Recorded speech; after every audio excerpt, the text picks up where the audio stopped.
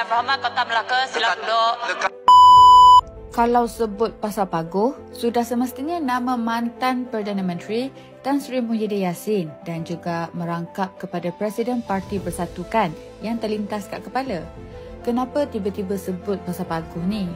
Di dalam Dewan Rakyat, tak kala Ahli Parlimen Paguh sedang berucap, dirinya terus diusik oleh Ahli Parlimen Kota Melaka yang bertanyakan keberadaan menantu Tan Sri Muhyiddin Yassin.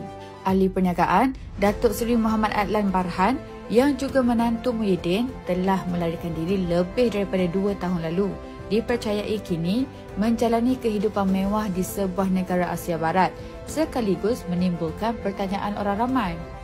Adlan dipercayai meninggalkan negara ini menuju ke New Zealand pada 17 Mei tahun 2023, tidak lama selepas bapa mentuanya iaitu Muhyiddin Yassin didakwa atas beberapa pertuduhan rasuah.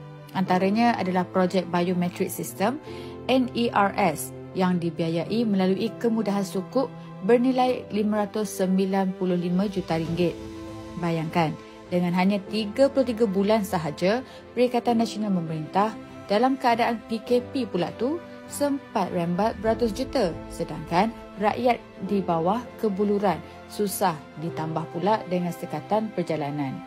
Kemudian, tiba-tiba keluar pula berita yang menunjukkan Adlan bersama beberapa kenamaan dari Asia Barat dan Adlan juga kerap keluar masuk negara berkenaan untuk perjalanan ke luar negara termasuk ke Thailand bagi bermain golf dan mengunjungi lapang sasar menembak. Bagaimana Adlan boleh hidup mewah dengan status dirinya yang dikatakan sebagai pelarian di negara orang? Adakah sebab hasil dirinya menabung sedari kecil ataupun hasil selepas bedal komisen beratus juta? Patutlah mertua pun tak nak jawab dan tak boleh jawab apabila didesak oleh orang ramai berkenaan menantunya.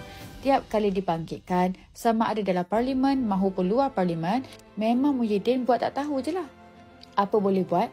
Pak Mertua sendiri pun tengah duk kalut sebab kedudukannya sebagai Presiden Bersatu sudah semakin tergugat.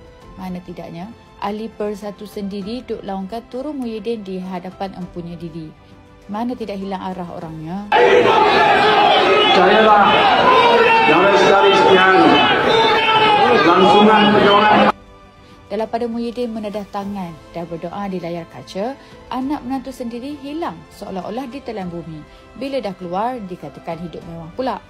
Dan pembangkang terus-menerus tutup mata dan mulut berkaitan dengan kes ni. Apa jaminan Muhyiddin Yassin sekiranya beliau sekali lagi diangkat menjadi Perdana Menteri? Adakah Adlan dilepaskan atau didakwa?